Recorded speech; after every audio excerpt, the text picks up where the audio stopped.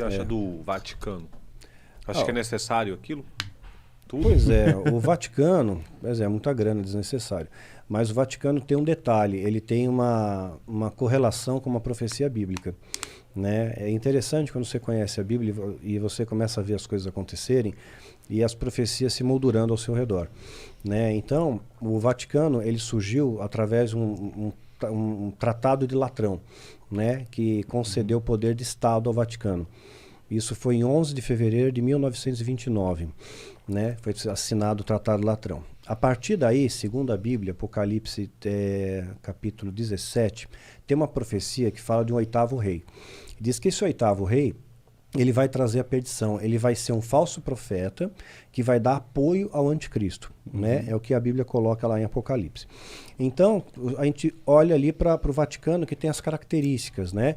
Que está sobre 7 montes, a volta, tem uma série de correlações históricas que você vê, puxa, é aqui.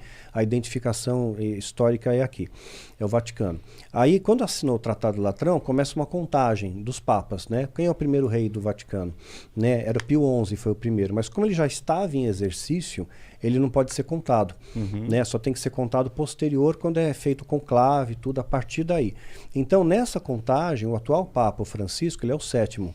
O que vier depois dele seria o 8º, que supostamente, né, por essa profecia bíblica, seria o falso profeta, que vai dar apoio ao anticristo, né, que precisa de uma força religiosa, né, para dar apoio ao anticristo. E os católicos são mais de 1 bilhão no mundo, 1 bilhão e 100 milhões. Então o próximo cara vai se lascar, o cara nem tem culpa e vai levar um peso. Vamos... Pois é, de repente pode ser um papa do mal, porque saiu na Netflix um filme que tinha um papa que era mal do mal. Mas aí o cara... Tu já viu a pornocracia lá? Que foi a era dos papas ruins? Tem vários papas ruins. Tem na história, que era do cara pior que satanista. Às vezes eu tinha medo mais do papa do que o satanista fazia estágio lá com o papa. Não, tem uns papas que... Tem papa que matou a própria mãe. Mas o que faz escolher um papa? E qual o mérito para ser um papa? Tipo, o currículo. O currículo ele vai ter que ter toda começa com toda uma carreira, né? Ele vai estudar no seminário teológico, vai ser padre, bispo, arcebispo e tal, vai escalonando, aí ele chega num patamar em que ele pode ser um candidato ao conclave. Né? Aí feita uma reunião, né, entre os cardeais, bispos, arcebispos, faz uma reunião e vão fazer uma votação no conclave. Aí tem aquele negócio da fumaça branca, fumaça escura. Só fumaça escura ainda não tem papa, aí não chegaram em um acordo no conclave. Fumaça branca tem. Né? E uma coisa curiosa, quando Bento XVI renunciou, ele escolheu o dia 11 de fevereiro para renunciar. Bem o dia que o tratado foi assinado. Curioso isso, né? Ele poderia ter informado um dia antes, um dia depois, ele escolheu no mesmo dia, 11 de fevereiro. Foi proposital, então. Foi proposital. E foi bem o mesmo dia, se você lembra, caiu um raio na Basílica. Caiu um raio na Basílica de São Pedro. Caramba. E virou assim, os repórteres do mundo ficaram todos eufóricos. E o Vaticano, o terreno quem deu foi o Mussolini, não foi na época? Foi na época, porque é no governo italiano. Italiano, sim. 29, né? Sim, é verdade. Qual o poder de um papa? O poder do Papa é restringido dentro da igreja. É só mas imagem, ele só tem representatividade? Ele é o líder da Igreja Católica no mundo, né? É um soberano da Igreja Católica no mundo, né? Mas eles têm poderes políticos também, tem influência política. Por isso que todo governante vai lá, visita o Papa, tem a bênção do Papa. É importante você ter o apoio do Papa para você governar. Mas qual que é o contraponto, por exemplo, se o presidente não acatar o Papa, por exemplo, o que poderia acontecer? Acho que ele perde prestígio dentro da sua nação. Se você é de um país católico, como o Brasil, que tem predominância católica, né? A Espanha tem predominância católica, Portugal, né? Então, quer dizer, se o presidente não adula o Papa, ele fica mal. Agora, é claro, no Oriente, o Papa não tem valor nenhum. Para o Oriente, tudo bem, né? A população não é católica, eles vão ser budistas, taoístas, né? Então eles não estão preocupados com o Papa.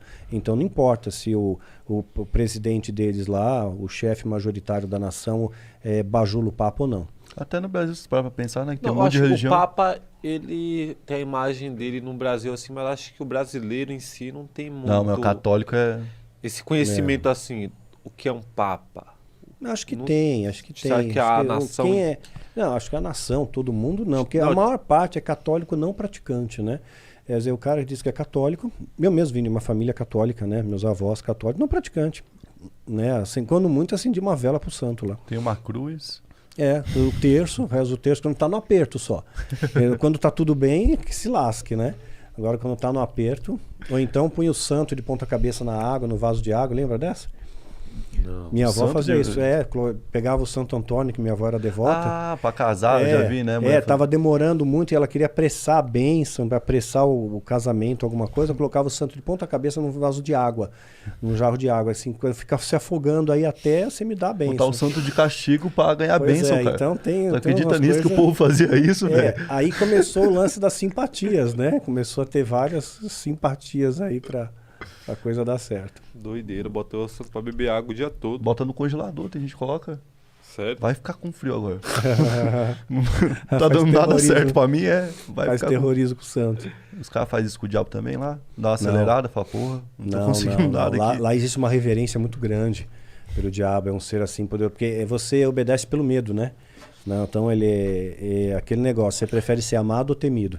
Né? Não, os grandes imperadores preferiam ser temidos. Mas na religião também se obedece muito pelo medo, né? Você vai queimar no inferno, viu? É o medo do diabo, na real, que faz o amor. É o medo do diabo, exatamente. Então, é o medo do diabo. Então o diabo, ele salva até a terra, porque todo mundo fica com medo dele, né? Pois Então, na igreja hoje, que a gente vê dois polos, né? São duas diretrizes diametralmente opostas, mas que levam as pessoas à perdição. Então, eles dizem, por exemplo, você tem que dar o dízimo, né? Se você der, você vai ser abençoado, você tem a bênção. Se você não der, você tem a maldição. Aí o demônio vem e destrói tudo que você tem. Então você não gastou, você não deu, sei lá, R$1.000 para a igreja, você vai bater o carro e vai gastar 5.000 no conserto. Né? Então você vai ser amaldiçoado. Então, e as pessoas caem nessa lavagem cerebral porque tinha até um propagandista de Hitler, esqueci, Himmler, né? O propagandista de Hitler, o Himmler, ele chegou, a frase é dele, né? Que uma mentira contada várias vezes ganha status de verdade. Então você repete aquela mentira, aquilo ali vira verdade, né? Então na igreja a mesma coisa, começa a falar de bênção e de maldição, bênção e maldição. Se você dá é bênção, se você não dá é maldição. Aí aquilo fica uma lavagem cerebral, todo mundo falando a mesma coisa. E esse tipo, por exemplo, tem algumas igrejas que tem, como é que é o nome? Para tirar o espírito.